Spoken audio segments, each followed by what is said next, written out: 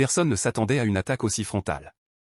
À quelques jours seulement d'une élection qui pourrait marquer un tournant dans l'histoire du Real Madrid, Florentino Pérez vient de lâcher une bombe qui secoue déjà tout le football espagnol.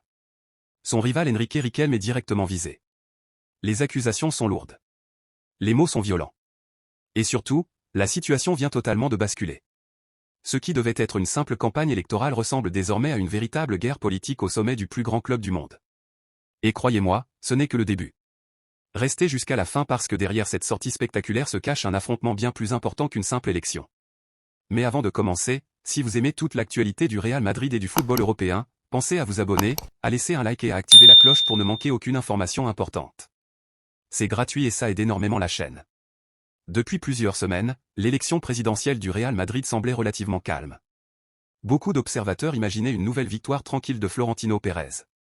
Après tout, l'homme est à la tête du club depuis de nombreuses années. Sous sa présidence, le Real Madrid a remporté de nombreux trophées, dominé l'Europe et transformé son image à l'échelle mondiale. Mais dans l'ombre, un homme tentait de construire une alternative. Cet homme, c'est Enrique Riquelme. Entrepreneur reconnu et candidat déclaré à la présidence du Real Madrid, Riquelme espérait incarner le changement. Son objectif était clair, convaincre les sociaux qu'une autre vision du club était possible. Une vision différente de celle portée depuis des années par Florentino Pérez. Pendant un temps, le débat est resté relativement discret. Puis tout a explosé. Lors d'une rencontre avec des sociaux et plusieurs clubs de supporters dans la province de Tolède, Florentino Pérez a décidé de sortir du silence.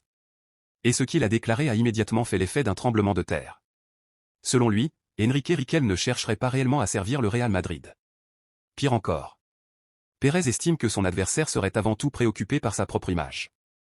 Une accusation particulièrement forte lorsqu'elle est prononcée par le président du Real Madrid lui-même.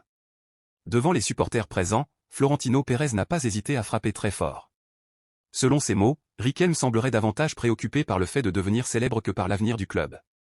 Et ce n'était que le début. Très rapidement, le président madrilène a élargi son attaque vers un sujet extrêmement sensible, le Santiago Bernabéu. Car au Real Madrid, il existe des symboles intouchables. Le maillot. L'écusson. L'histoire. Et bien sûr, le stade. Le nouveau Santiago Bernabéu représente aujourd'hui l'un des projets les plus ambitieux du football mondial.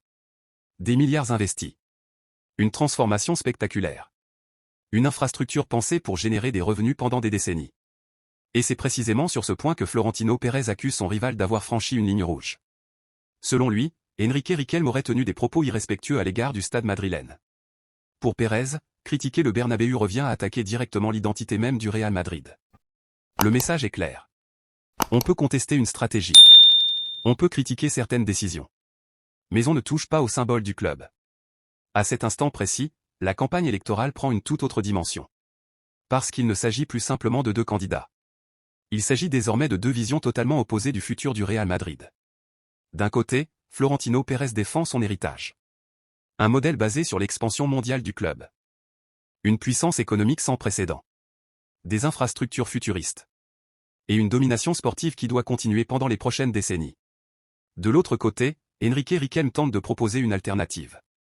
Mais Florentino Pérez refuse catégoriquement de lui laisser le terrain. Et la suite de son intervention va encore plus loin. Le président madrilène s'attaque alors directement à la crédibilité financière de son rival. Une séquence qui fait énormément parler en Espagne. Selon Pérez, aucune banque espagnole n'aurait accepté d'apporter son soutien au projet de Riquelme. Toujours selon ses déclarations, son adversaire aurait dû chercher un soutien financier auprès d'une banque andorrane. Une remarque qui n'a rien d'anodin.